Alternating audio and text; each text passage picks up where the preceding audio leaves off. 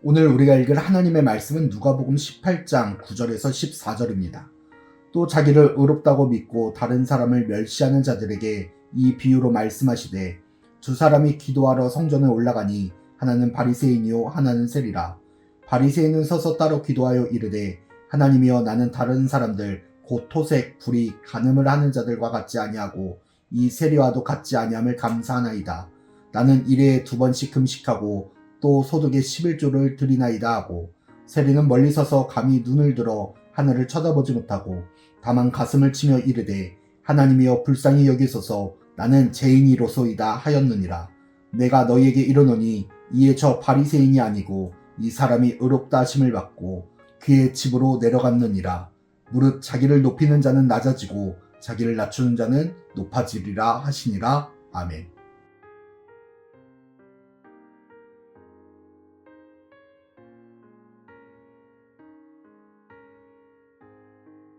하나님의 역사를 바라보는 우리가 누가복음 18장에서 살펴볼 주제는 기도의 자세입니다. 우리의 기도는 언제나 먼저 나를 위하여 기도할 때보다 하나님의 나라와 그의 의를 위하여 기도해야 합니다. 예수님은 우리가 하나님의 나라를 위하여 하나님의 의를 위하여 기도하면 하나님이 우리에게 필요한 모든 것을 더하여 주시겠다 약속하셨습니다. 이때 우리에게 필요한 기도의 자세가 있는데 첫 번째로 겸손한 마음으로 기도해야 합니다. 기도는 내가 하나님을 의지하는 것입니다. 내가 하나님께 의탁하는 것입니다. 나의 자랑을, 나의 의를 드러내는 시간이 아니라 나의 부족함을, 나의 연약함을 주님께 고백하는 시간입니다. 바리새인들과 같이 자신의 의를 나타내는 것은 기도가 아니라 자랑입니다. 외식하는 것입니다. 세리와 같이 자신의 연약함과 자신의 죄를 고백할 때 하나님은 그의 기도를 들어주십니다. 두 번째는 어린아이들을 위하여 기도하는 것입니다. 어린아이들은 하나님께로 다가오지 못하는, 하나님 앞에 홀로 서지 못하는 자들을 의미합니다. 우리가 나를 위하여, 나의 유익을 위하여 기도하기 전에 홀로 서지 못하고 아파하고 신음하며 아직 성장하지 못하여 어떻게 할지 몰라 방황하는 그들을 위하여, 그들의 믿음을 위하여, 그들의 성장을 위하여 먼저 기도해야 합니다. 또한 우리는 이 모습이 말뿐만 아니라 행위로도 이루어져야 합니다. 우리가 나를 위하여, 나의 유익을 위하여, 나의 모습을 위하여 살아가기보다 먼저 하나님의 나라와 그의 의를 위하여 살아가는 모습을 보여야 합니다. 가난하고 아프고 상처받은 자들을 도우며 보살피며 살아가는 삶의 자세가 바로 하나님의 은혜를 입어 살아가는 자들의 모습입니다. 내가 희생하더라도, 내가 손해보더라도, 내가 힘들고 어렵더라도 그들을 영접하는 것이 곧 예수님을 영접하는 일이기 때문입니다. 말로만 이루어지는 기도가 아니라 행위로 기도가 이루어질 때 하나님의 역사는 시작됩니다. 마지막 세 번째로 포기하지 않는 기도의 자세입니다.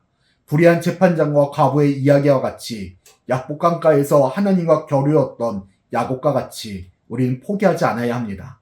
지금 당장 내 눈앞에 보이는 상황과 환경으로 지레 짐작하여 판단하고 결정하여 기도하지 않는 것은 하나님의 능력을, 권능을 믿지 못하는 자의 모습입니다.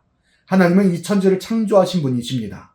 우리가 하나님의 나라를 위하여, 하나님의 의를 위하여 겸손한 자세로 어린아이들을 위하여 기도한다면 하나님의 땅에서 이루시지 못할 일이 없으신 분이십니다. 그리하면 우리에게 필요한 모든 것을 아시는 주님께서 우리의 필요한 모든 것을 더하여 주실 줄 믿습니다. 사랑하는 불꽃교회 성도 여러분, 우리는 항상 겸손한 마음으로 주님 앞에 서야 합니다. 우리는 항상 낮은 곳을 바라보며 그들을 위하여 기도해야 합니다. 다가가고 행동해야 합니다. 그리고 포기하지 아니하고 실망하고 좌절하지 아니하며 하나님이 이루어 나가실 역사를 기대하고 소망하며 기도해야 합니다. 그때 하나님은 반드시 역사하십니다. 하나님은 반드시 응답하십니다. 그 믿음을 가지고 오늘도 기도함으로 하나님의 나라를 세워나가고 하나님의 역사를 세워가는 불꽃교회 성도들이 되기를 축복합니다.